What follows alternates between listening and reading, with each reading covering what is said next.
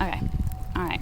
We're trying to get our Impala to start, and this is all it does when you turn a key over.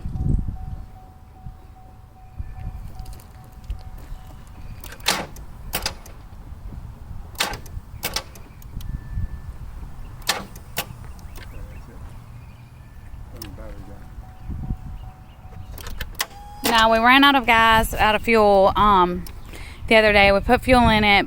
We went to start it, and then a big cloud of smoke, like just a puff of smoke, came out of the tailpipe.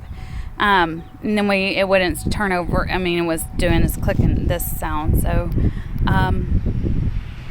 if anybody knows what's wrong or could help, this is a 2010 Impala. Thanks.